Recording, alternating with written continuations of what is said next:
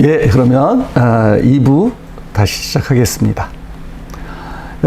이 화면을 보시면요, 이게 지금 젠슨 황이라고 하는 사람입니다. 아마 지구상에서 지금 제일 부자가 됐을 거예요. 대만 사람이에요.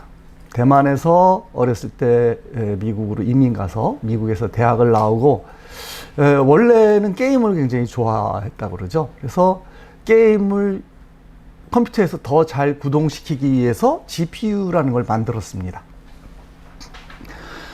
우리가 인텔이라고 하는 회사에서 CPU를 만들어서 그 CPU가 잘 나갈 때 인텔이 세계 IT 1위를 했었죠.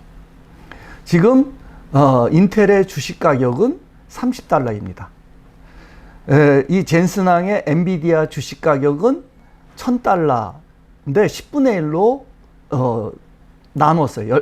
주식 하나를 10개로 나눠가지고 지금 $110. 그러니까 옛날 가격으로 치면 $1100입니다. 그러니까 $30와 $1100 주식 하나의 차이가 그렇게 된 데는 세상이 CPU의 세상이 아니다. 그러니까 인텔은 지금 굉장히 어려운 회사로 전락을 했습니다. 그러니까 세상이 바뀌는 거를 쫓아가지 못했던 거죠.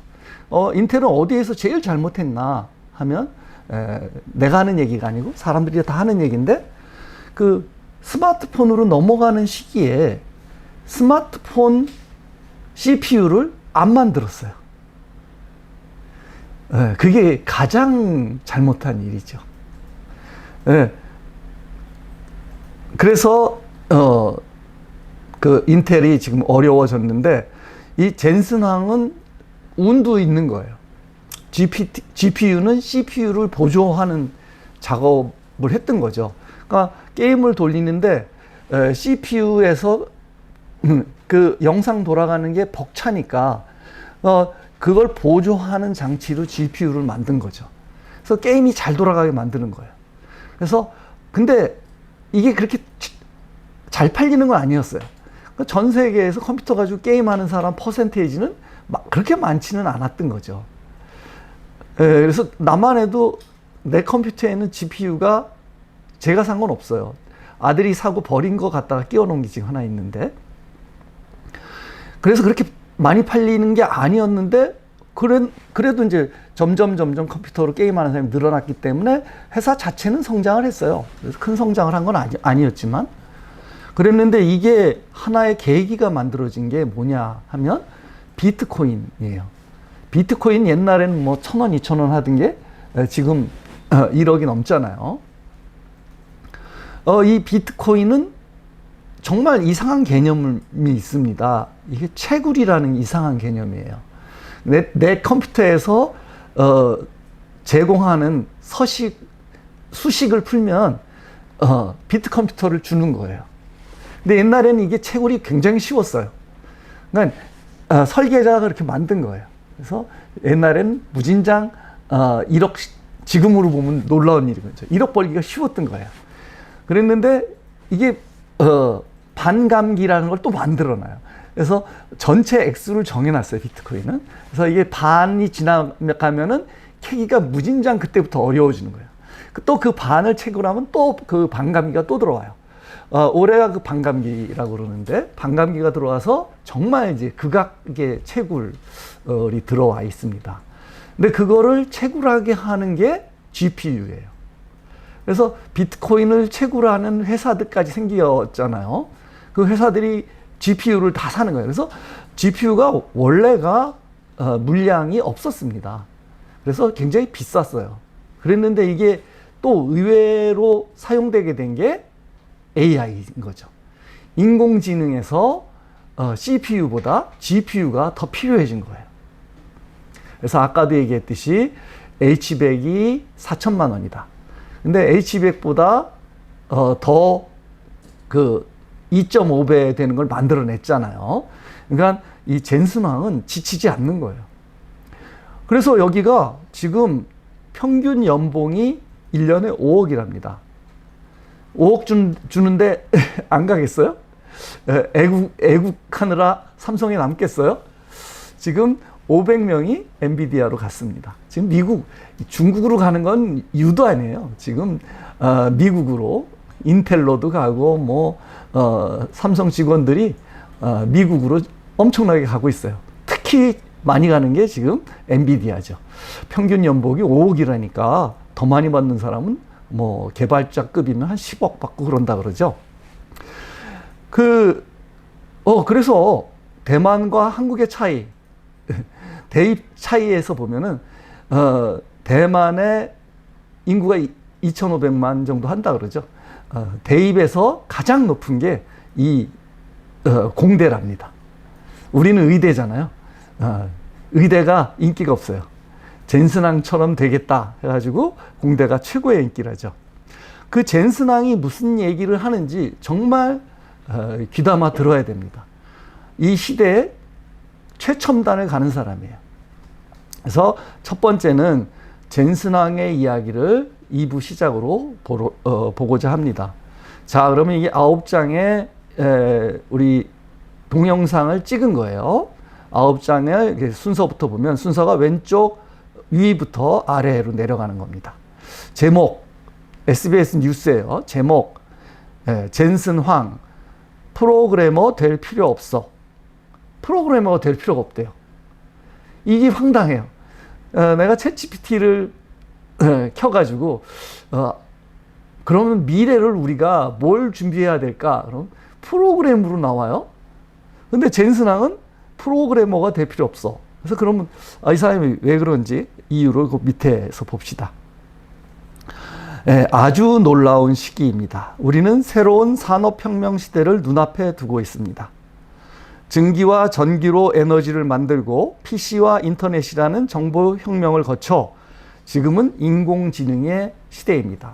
요게 조금 이따 제가 설명하겠지만 제4혁명, 1혁명부터 제4혁명까지 젠슨 황이 다 얘기한 거예요. 우리는 반도체 칩을 더 빠르고 더 빠르게 만들고 있기 때문에 요구하는 성능 대비 비용은 훨씬 낮을 것으로 확신합니다. 컴퓨터 공학을 전공하고 프로그래밍 하는 법을 배워야 한다라고 사람들이 얘기했을 겁니다. 제 의견은 정반대입니다. 이제 아무도 프로그래밍을 할 필요가 없고 누구나 프로그래밍 언어를 사용할 수 있도록 만드는 것이 우리의 일입니다. 이 세상의 모든 사람들은 프로그래머가 되었습니다. 이거죠. 제가 디자이너가 됐고 제가 프로그래머가 된 거예요. 근데 모르고 있는 사람이 너무 많죠. 그걸 알아야 되는 겁니다. 이제는 내가 디자이너가 되고 내가 프로그래머가 되어야 되는 세상인 거예요. 그래서 그러면 그럼 대학생이 된다면 넌 뭘 전공하면 되겠냐, 전공하겠냐라고 리포터가 물어봐요. 이것도 참 재밌는 건데요. 만약 제가 처음부터 다시 시작한다면 과학의 가장 복잡한 분야가 생물학, 바로 인간 생물학이라는 점을 깨닫게 될 것 같습니다. 제가 다시 전공을 선택한다면 생명과학과 생명공학을 바꾸는 기술이 우리와 함께 있다는 사실을 깨닫게 될 것입니다. 그래서 정말 필요한 게 인간 생물학이다. 지금 벌어지는 일들을 보면은 가장 이해가 되는 이야기라고 나는 생각을 합니다. 그래서 당장 지금 2023년에 미국의 주요 빅테크들이 해고를 단행했어요. 전체 얼마냐? 챗GPT한테 물어봤어요. 그랬더니 전체적으로 약 19만 1000명이 미국에서 큰 비중을 차지하는 기술회사 직원들이 해고되었다라는 거죠. 그 이유에 대해서 챗GPT는 AI 때문이라는 말을 절대 안 해요. 교육을 철저하게 받은 것 같아요. 우리는 AI 때문이라고 알고 있는데 얘는 팬데믹 동안에 과도한 고용, 경제 불확실성, 그리고 비용 절감 이렇게 들고 있어요. 근데 비용 절감 안에 AI가 들어가는 거죠.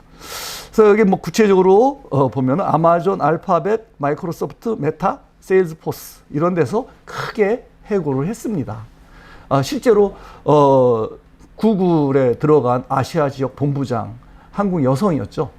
실직해서 뭐 하고 있는지 유튜브에 올렸더라고요.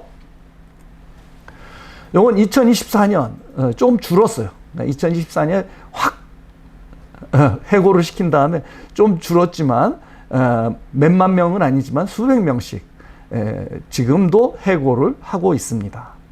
그래서 이게 아직까지 우리 한국에는 영향을 미쳤나라고 하면 뉴스에는 안 나왔어요. 아직까지 한국에는 미치지 않았으나 미래는 점점 다가올 미래가 아닌가라는 생각을 합니다.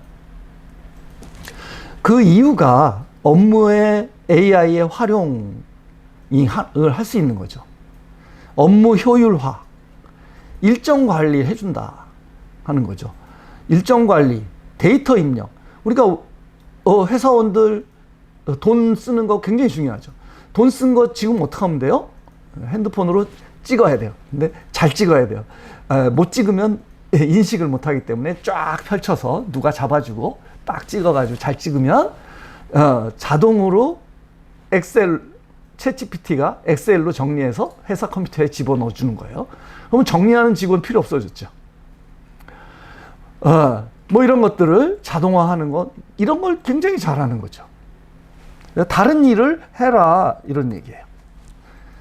네, 마케팅 분야에서의 AI 활용, 고객 데이터 분석, 고객 상호작용 추적 이런 거 제일 잘하는 거죠.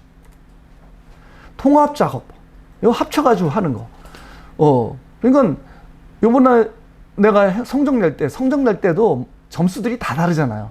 예, 그 점수 다른 거를 명령을 내는 거예요. 그러니까 엑셀에다가 애들 정보를 집어넣어가지고 그거 합쳐가지고 성적 내줘.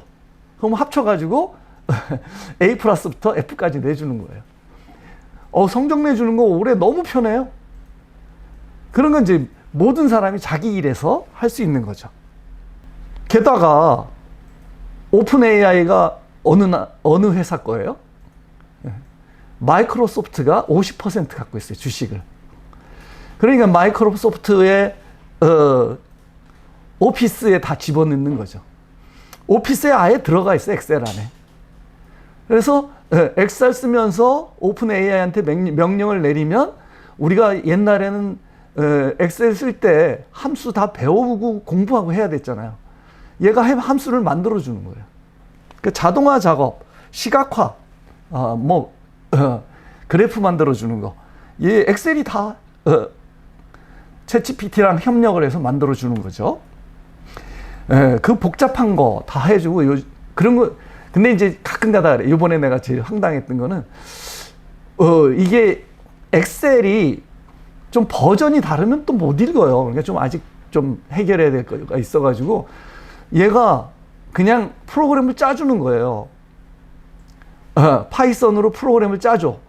내가 이거 여기서 못 읽겠으니까 네가 파이썬으로 해라. 내가 짜줘. 근데 내가 파이썬을 못해. 그래서 내가 황당해가지고 그런 적이 있는데 이 프로그램까지 짜주는 애인 거죠. 네, 음악을 많이 쓰니까 음악에 좀 설명을 잠깐 하자면 내가 많이 쓰는 거는 지금 굉장히 많은 AI 음악 앱이 있어요. 여기 유디오도 빠졌는데 한국에서 제일 많이 쓰는 거는 유디오와 이 수노입니다. 나는 이 수노를 많이 쓰는데요. 유디오는 여러 번 작업을 해야 돼서 수노는 딸깍, 진짜 딸깍이에요. 한번 딱 누르면 3분 내의 음악은 한 번 누르는 걸로 돼요. 그러니까 아이디어 없으면은 얘 보고 네 맘대로 해줘를 선택해가지고 누르면 딸깍 하면 명령은 간 거예요. 만드는데 한 1분 안에 걸리는 거죠. 이런 것들을 이것도 AI예요. AI 음악이 있고 수노, 영화에서도 대본 작성, 편집, 시각 효과 다 해주는 거죠. 영화 평론, 뭐 이런 걸 다 해주는 거죠. 게임에서 요즘에 이제 화제가 되는 거는 NPC. 옛날에 NPC한테 물어봐가지고 어디를 가라 그것만 해줬는데 지금은 이 NPC랑 수다도 떨어요. 다 해주는 거야. NPC가 AI가 되는 거죠. 그리고 인간, 이것도 이제 오픈 AI 얘기가 많이 나오죠. 오픈 AI의 게임하는 로봇은, 인공지능 로봇은 인간을 이겼어요. 그래서 미디어도 너무 잘하는 거죠. 그래서 이렇게 자동화가 되면 어디가 제일 위협을 받는 직업이냐라는 거가 벌써 10년 전부터 이야기가 나왔어요. 10년 전부터 연구가 되어 온 겁니다. 근데 조금 틀린 것도 많고 해서 AI가 나온 다음에 다시 연구들을 지금 하고 있습니다. 그래서 작년에도 굉장히 많은 연구가 나왔고요. 그런 것들을 좀 보도록 하겠습니다. 요거는 내가 이제 애플하고 마이크로소프트를 자꾸 다루다 보니까 이 두 회사의 20년 동안의 주가를 한번 찾아봤어요. 있더라고요. 요 그래프는 2024년 1월에 만들어진 거고요. 오른쪽 거는 오늘 아침에 복사해서 넣어온 겁니다. 그래서 참 재밌어요. 이 그래프만 이렇게 봐도 재미있는 그래프예요.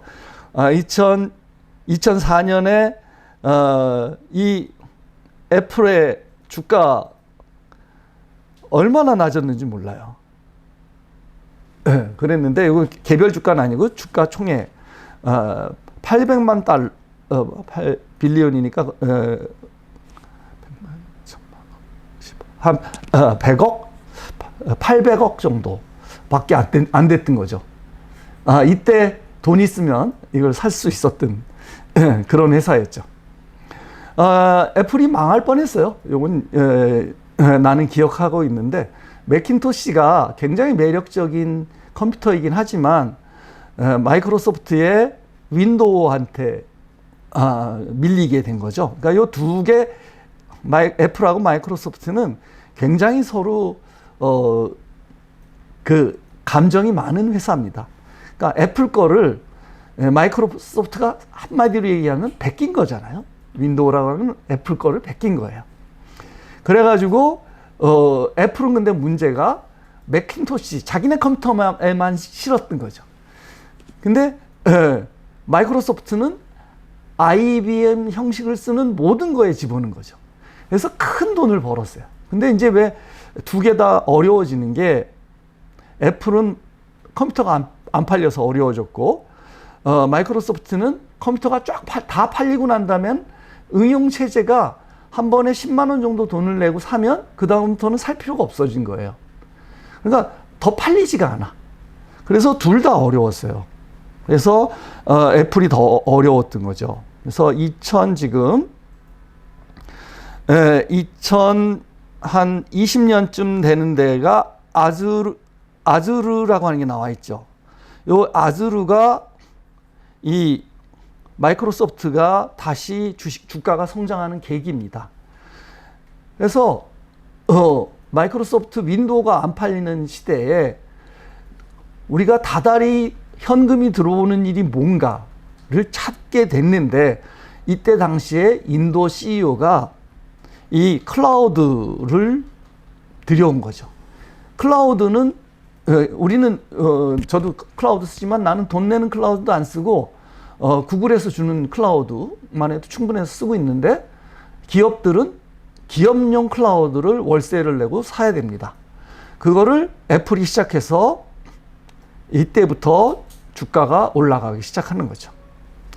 그리고 마이크로소프트가, 그리고 애플은 언제 주가가 올라가나 보면 아이폰이죠. 2008년 아이폰, 혁신의 대명사 아이폰, 여기서 보면 앱스토어, 아이패드, 에어팟, 이 혁신의 산물로 쭉 올라가요. 근데 2024년에 결국은 마이크로소프트한테 뒤지죠.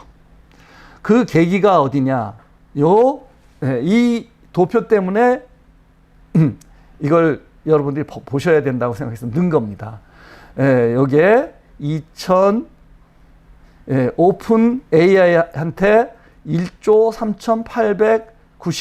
3,895억 원을 투자해서 주식 50%를 삽니다. 얼마 되지도 않아요. 2023년 정도에 산 거예요. 여기에서 삼성과 마이크로소프트가 길이 갈렸다. 이렇게 생각할 수 있어요. 왜냐? 지금 내가 챗GPT한테 물어봤어요. 삼성이 사내 유보금이 얼마냐? 라고 물어봤더니 지금 현재 145조라고 합니다. 굉장히 좋은 것 같으죠? 굉장히 나쁜 겁니다. 기업의 발전을 위해서 돈을 안 썼다는 얘기죠. 마이크로소프트는 이 이전에도 액티비전 블리자드를 샀죠. 그 이전에도 링크드인 샀죠. 요게 매수한 게 요 그림에 나온 큰 것만 해도 3개를 샀어요. 근데 삼성은 돈이 없어요? 145조나 갖고 있는데 우리가 아는 거 하만 하나 샀잖아요. 자동차 음악 나오는 거. 자동차 스피커 하만 하나 샀어. 도대체 전략이 있는 건지 하는 생각이 들지 않아요?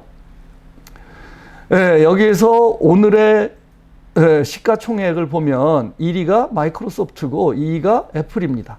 3위가 엔비디아. 요거 3개 다 AI 관련이죠. 알파벳, 구글까지 AI. 그리고 삼성 밑에 25위 써놨어요. 내가 이제 시가총액 자주 찾아보는데요.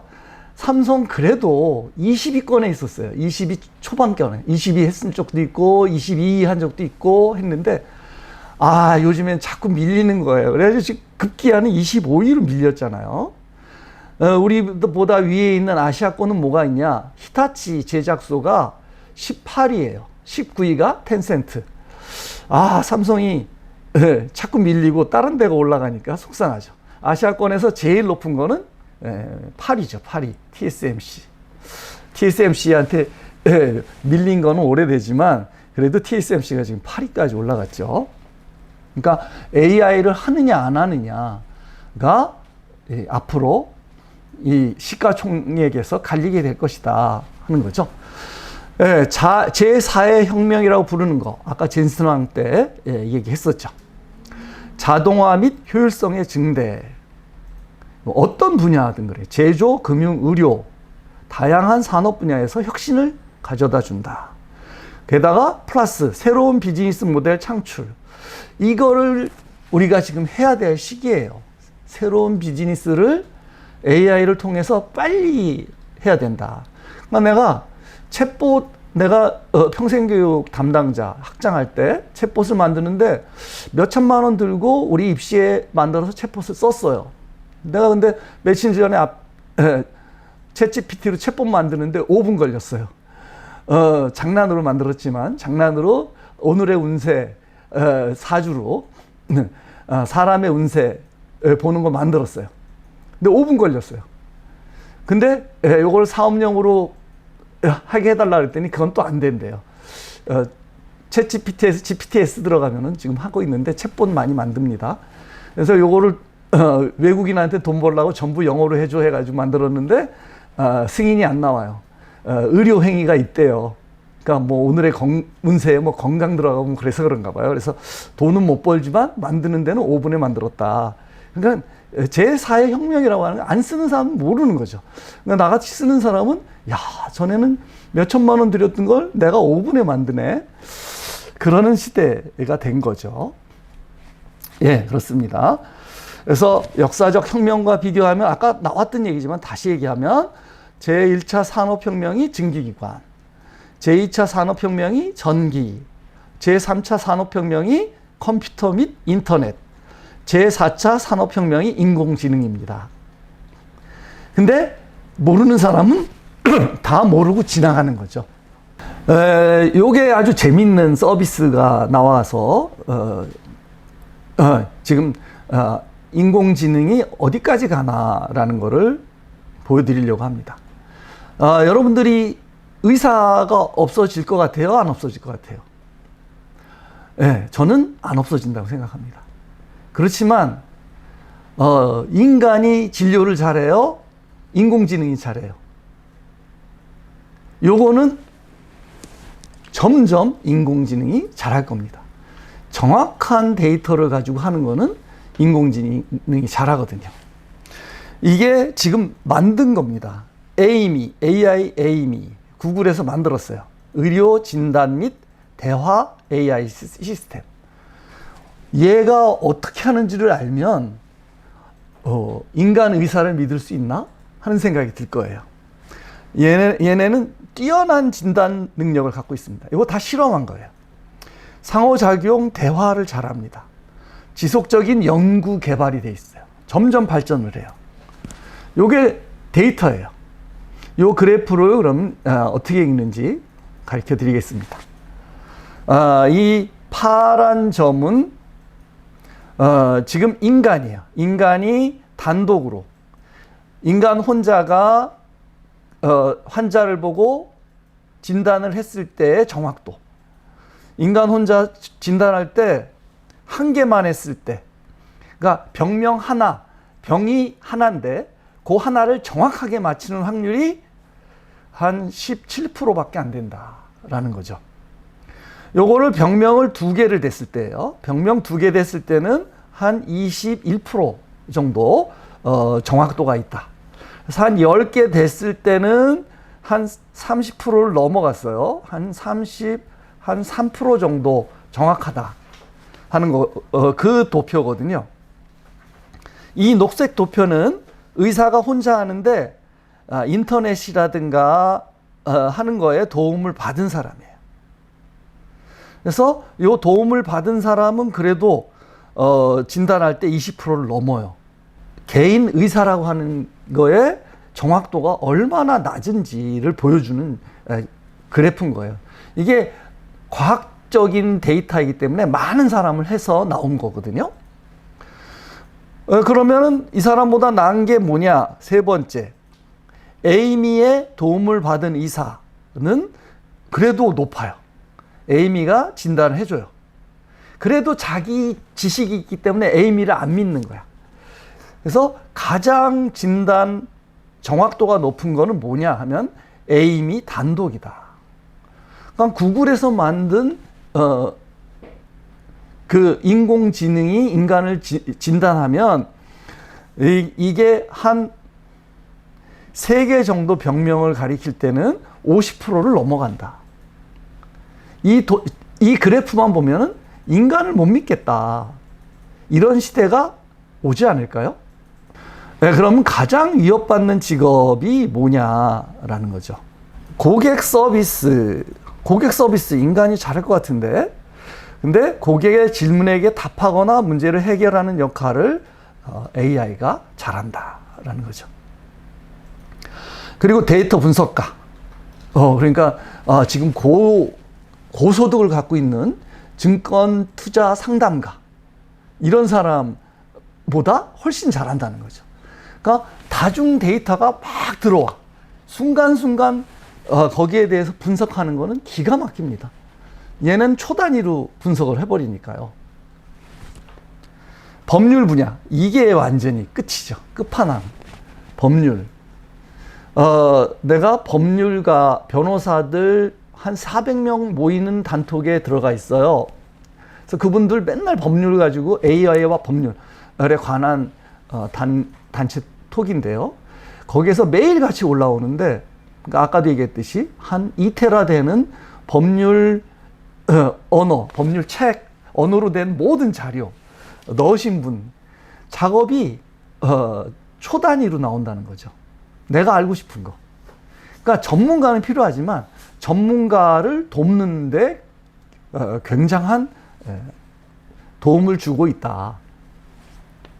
그래서 법률 분야의 초급 직원의 역할이 없어진다. 그러니까 인턴이 필요 없는 거죠. 인턴이 하루 종일 정리할 자료를 1분 안에, 우리가 1분도 그냥, 그러니까 우리가 치는 시간도 있어요. 5분 정도면 다 정리를 해준다 하는 거죠. 요거는 이제 과학적 연구입니다. 2023년 3월 18일. 이거 굉장히 많이 인용되는 논문인데요. 이 AI 언어 모델링 기술의 발전이 직업, 산업 및 지역에 미치는 영향을 체계적으로 평가하기 위한 방법론을 제시했다라는 거죠.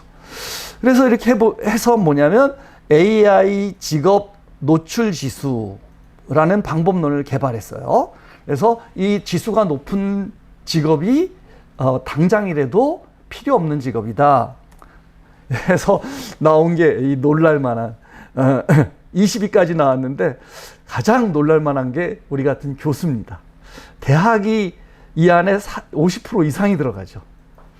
그러니까 챗GPT한테 물어보면 대학이 할 수 있는 일을 할 수 있다라는 얘기 아니겠어요?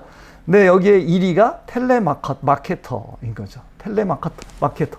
전화를 해서 응대를 해주는 직업이 그렇지 않아도 사라지고 있는데 이 AI라는 게 나타나서 아까도 내가 얘기했듯이 제가 챗봇을 만들 수 있는 거예요. 그러니까 내가 갖고 있는 지식의 챗봇을 만들어. 그래서 $1씩 받아요. 그러면 그걸로 나는 일본에 관한 지식으로 상담을 할 수 있는, 그러니까 일본 유학 상담이라든가 일본에 관한 모든 지식을 상담할 수 있는 챗봇을 내가 만들 수 있는 거예요. 내가 갖고 있는 지식을 전부 집어넣어서 그 챗봇 최경국을 만드는 거예요. 근데 지금 이건 당장이라도 만들 수 있고 지금 사업으로 하고 있어요. 유명한 사람은 그 인플루언서, 미국의 인플루언서 한 300만 명 정도 갖고 있는 인플루언서요. 그러니까 중국하고 비교하면 그렇게 큰 것도 아니죠. 300명 되는 여성이 자기 챗봇을 만들어서 $1씩 받아서 첫 달 올린 매출이 수억이라는 거죠. 뉴스에서 봤어요. 그러니까 텔레마케터가 필요 없는 세상이다. 얘가 말까지 해주잖아요. 그 다음에 2위가 영어 및 문학 교수, 3위가 외국어 및 문학 교수. 똑같은 얘기 같은데 내가 일본 외국어, 일본어 가르치고 일본 문화 가르치는 교수인데 순위 맨 위에 올라 있어요. 근데 쉽게 없어지진 않죠. 그게 사회 시스템이 아직 남아있기 때문입니다. 나는 이 텔레마케터보다도 사회 시스템이 없으면 제일 빨리 없어질 직업이 뭐냐라고 생각하면 약사분들한테 미안하지만 약국이라고 생각해요. 약국에서 약사가 하는 일은 찾아서 주는 것밖에 없잖아요. 그거 제일 잘하는 거는 기계가 제일 잘하죠. 근데 왜 안 없어지죠? 이런 지 하루 이틀인가요? 수십 년 됐죠. 왜 안 없어지죠? 네, 국가 시스템이죠. 이 국가가 허가해 주는 거, 사람만 할 수 있는 거. 근데 이게 언제까지 국가가 허가해 줄까요?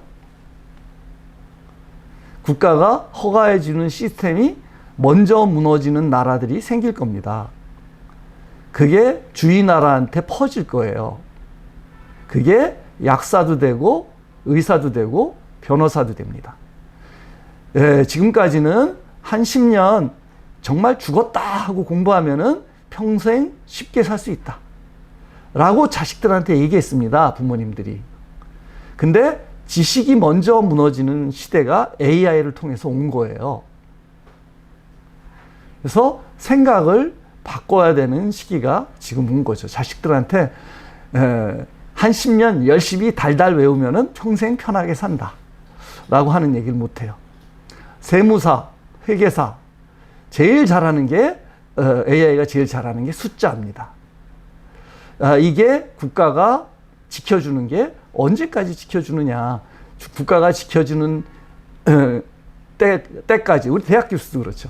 대학에서 받는 학위가 중요하고 거기에서 얻어지는 네트워크가 중요하고 해서 다닐 거예요, 학생들이. 근데 이게 언제 무너지는지, 이게 우리나라에서 먼저 무너지지는 않는다고 확신합니다. 그렇지만 다른 나라에서부터 무너져서 들어올 거예요. 20번이 임상 상담 및 학교 심리학자 이렇게 번역을 하더라고요. 이게 의료 서비스가 여기 들어가 있어요. 22에서도 이미 에이미한테 우리가 서비스를 받으면 약은 안 지어주더라도 나의 증상을 가장 높은 정확도로 알 수 있는 날이 금방 올 겁니다. 그러니까 의사 되려고 우리나라에 뭐 저 난리인데 그것도 얼마나 갈 것인지, 대학도 얼마나 갈 것인지, 이 연구에서는 의심스럽다라고 하는 거죠. 그래서 챗GPT한테 물어봤어요. 10년 내에 사라질 것으로 예상되는 직업 순위 1번 행정보조 및 법률비서가 1번으로 들어갔죠. 2번 계산대 직원, 3번 운전기사. 아직은 이게 굉장히 모순되는 그 조사가 나오는데, 아직은 그 불확실성한 도로 사정에 완벽히 대응을 못하죠. 그래서 미국에서 택시들이 어려웠어요. 그래서 테슬라가 주식이 폭락을 했습니다. 10년 전에 산 사람이 50% 정도는 손해봤다고 얘기를 하더라고요. 그렇지만 미래는 10년 내에는 가능하다라고 생각하는 거죠. 그랬을 때 택시 및 트럭 운전수가 없어질 것이다. 4번 은행 창구 직원. 은행이 얼마나 들어가면 좋은 직장이에요. 은행 직원을 많이 뽑지 않을 것이다. 현재도 핸드폰으로 은행 업무 나는 다 봅니다. 중국 같은 경우에는 카드조차 안 씁니다. 휴대폰으로 다 하고 있죠. 5번 콘텐츠 작가. 네, 내가 지금 소설 쓰고 있어요. 아이들한테 AI를 알려주는 소설, 동화를 지금 쓰고 있는데 내가 배우면서 쓰고 있어요. 너무 재밌어요. 제조업 근로자, 여행 에이전트, 여행 전부 다 짜주는 거예요. 그러니까 단체 여행을 아마 안 갈 거예요. 우편 정리 및 우체국 근로자, 이런 뭐 자동으로 다 되는 거잖아요. 그리고 또 우편 자체를 잘 안 보내죠. 인쇄 미디어 근로자, 계량기 체크하는 사람, 이런 게 이제 10등까지 했어요. 그래서 다른 애들한테도 물어봤어요. 비슷해요. 구글 제미나이. 높은 자동화 가능성이 있는 게 단순 반복 업무. 차 만드는데 자꾸 데모 하잖아요. 애플이 어떻게 했어요? 데모하는 직원 50% 잘랐어요. 우리나라는 정말 근로자 잘 보호해주는 나라죠. 미국은, 미국 회사들은 그런 생각이 없어요. 저 아는 미국 회사 다니는 직원들 요즘에 엄청 잘리고 있어요. 해고를 너무 쉽게 하죠. 다른 나라는. 단순 반복 업무 하는 것들, 공산 생산직, 패스트푸드 점원, 텔레마케터, 데이터 입력 사무원, 계산원, 운송, 아까랑 마찬가지죠. 고객 서비스, 굉장히 비슷하죠. AI 기술 발전에 따른 대체 가능성, 사무 및 관리, 회계 사무원, 번역가. 번역이 필요 없죠. 개인이 다 번역가예요. 옛날에는 책 같은 거는 번역할 수 없었잖아요. 요즘은 어떻게 해요? 나는 원래 번역을 많이 했어요. 나는 지금 번역 어떻게 하냐면 스캔을 해요. 스캔을 해서 그거를 PDF로 바꿉니다. PDF에서 읽어줘요. 그래서 읽어준 거로 그대로 챗GPT한테 가져가서 번역해달라고 하면 돼요. 근데 번역도 잘해요. 전공이 AI는 전공이 번역인 거죠. 기자, 성우, 이건 이제 그 립싱크라고 불리우는 거. 내가 동영상에서 만듭니다. 동영상으로 미드저니로 아시아 여성 만들어줘 해서 만들어요. 그러면 립싱크 프로그램에 넣어가지고 내가 만든 노래 가사를 립싱크 시켜요. 그래가지고 유튜브에 올리니까 이제 사진이 노래하는 거죠. 그런 것들, 컨텐츠 만들기 너무 좋아졌다. 전문직, 이 변호사, 의사, 아까 나온 거랑 유사하죠. 그러니까 다 읽어봐도 비슷비슷합니다. 그러니까 AI가 그 전에는 인간이 10년 동안 딸딸 외웠던 지식을 다 이미 갖고 있는 거죠. 그걸 가지고 도울 수가 있다. 판단력 있는 인간을 도울 수가 있다라는 거죠. 근데 요거는 요 저자가 10년 전에도 10년 후에 없어질 직업 만들어가지고 뉴스에서 많이 나왔었는데 그 저자가 다시 만들었어요. 그런데 굉장히 그때보다는 온정적으로 만들어서 인간과 기계 AI가 상호작용이 필요하다라는 걸로 연구 결과를 냈습니다. AI로 대체될 가능성이 높은 일자리를 보면 그 AI가 원격으로 수행 가능한 작업을 자동화할 가능성이 크다. 이게 텔레마케터, 여행사 직원, 콜센터 운영자 이런 것도 필요하다. 대면 상호작용이 필요 없는 거. 이런 건 이제 먼저 없어지고 반복적이고 구조화된 거. 창고 관리. 우리 쿠팡 보면 대단하죠. 여러분 쿠팡 한번 보셨어요?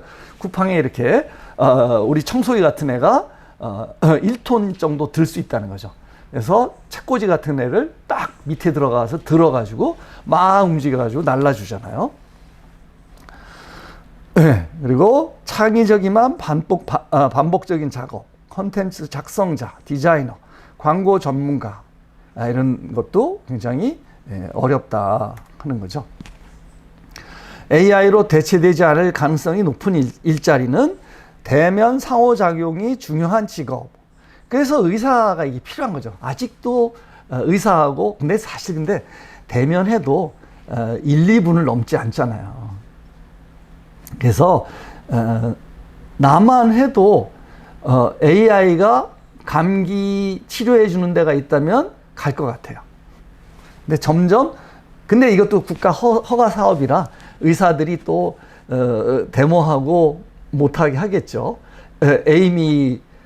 에이미를 쓴 진단서 이런 거 만드는 걸 허가를 하지 않겠죠.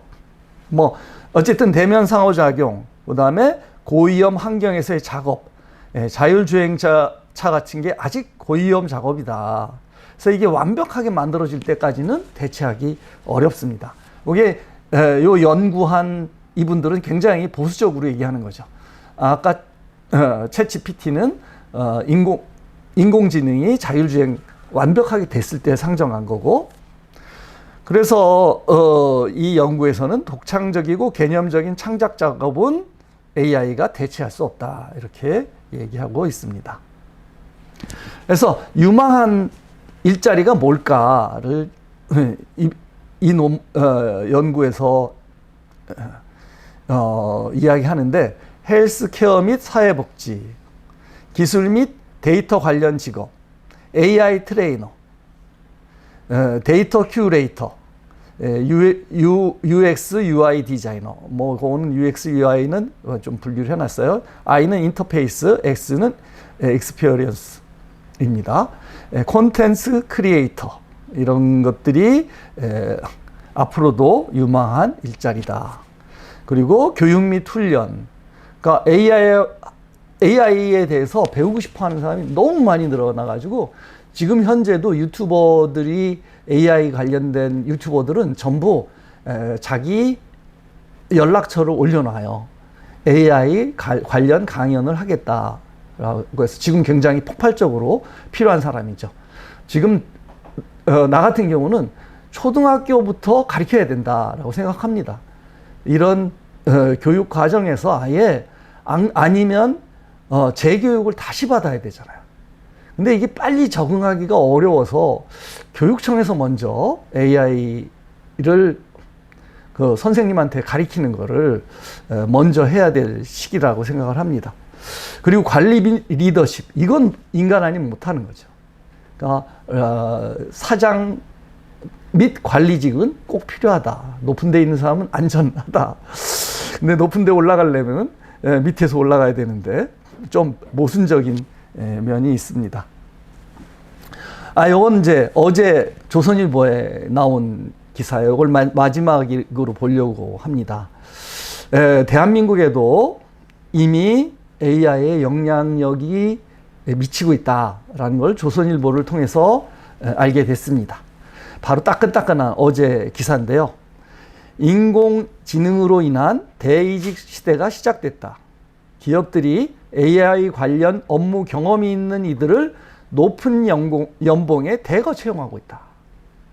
그러니까 지금 AI를 하는 사람이 돼야 되는 거죠. 다른 한편에선 AI가 기존 업무를 대체하면서 일자리를 위협받는 이들이 양산되고 있다. 이들이 연쇄적으로 움직이면서 고용시장이 재편되고 있다. 24일 글로벌 컨설팅 업체 PwC가 세계 50국 5만 6천여 명 근로자를 대상으로 한 설문조사에서 응답자의 28%가 향후 1년 내 이직할 가능성이 높다고 대답했다. 요게 오른쪽 그림이에요. 요게 2022년에 19%밖에 안 됐던 게 2023년에 26%, 2024년에 28%로 늘었다라는 거죠. 그래서 대사직 시대라고 불리던 코로나 때보다 높은 수치다라는 거죠. AI가 일자리 이동 현상을 더 심화시켰다. 코로나 끝나면 좋아질 줄 알았는데 AI가 만들어지면서 더 일자리가 줄어드는 시기가 온 것이 아닌가. 그 일자리의 해고 대상이 지식 노동자다라고 하는 게 더 큰 충격이었죠. 진짜 자식들한테 10년만 열심히 공부하면 평생 먹고 살 수 있다라는 말을 못하게 됐습니다. 이제는 계속 공부해야 된다. 그런 얘기를 해야 됩니다.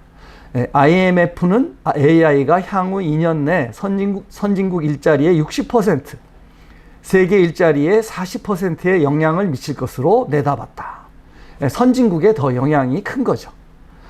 AI 기술을 가진 사람을 1군 인재, 없는 사람을 2군 인재로 분류하기도 한다. 크리스탈리나 게오로기예바 IMF 총재는 우리가 AI를 잘 관리하면 생산성을 엄청나게 높일 수 있지만 우리 사회에 더 많은 불평등을 가져올 수도 있다. AI가 쓰나미처럼 세계 노동시장을 강타하고 있다라고 말했습니다. 여기 이제 마지막 페이지예요. 채용 시장에 필수된 인공지능 이렇게 그림이 나와 있지 않습니까? 그걸 옆에 기사가 있죠. AI 관련 직무 임금 25% 높아. AI가 기업의 핵심 경쟁력을 좌우하다 보니 기업은 AI 인재 확보에 혈안이 돼 있다.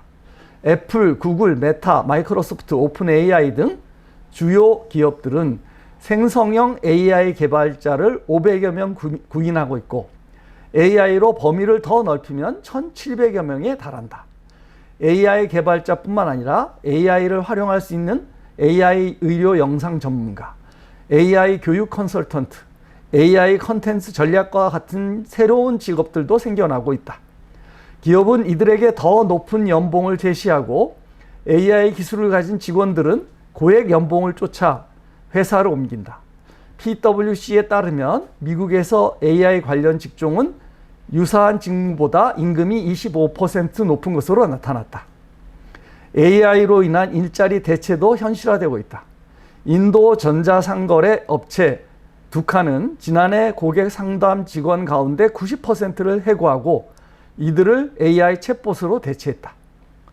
영국 통신회사 BT도 2030년까지 5만 3천 개 일자리를 줄이는 대신 AI로 1만 명을 대체하겠다고 밝혔다. 이 마지막으로 그림 보겠습니다.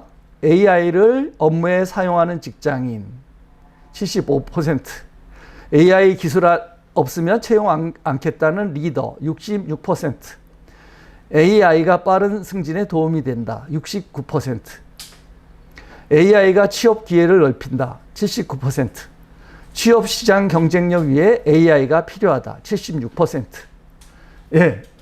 이게 이 기사가 과장이라고 얘기하는 댓글이 많이 달려 있습니다. 댓글까지 보시면요. 과장이라 할지라도 AI는 우리가 상상하기 어려운 속도로 발전해 나가고 있습니다. 여러분이 직원이 아니고 사장이라면 어떻게 하겠습니까? 여러분이 직원 마인드로 생각한다면 천천히 변화하기를 바랄 거예요. 그렇지만 여러분이 사장 마인드로 생각한다면 직원을 점점 줄이고 효율적으로 회사를 만들어 나갈 겁니다. 여러분, 그러면 우리가 해야 할 일은 AI를 배우는 수밖에 없다고 생각합니다. 오늘 들어주셔서 감사합니다.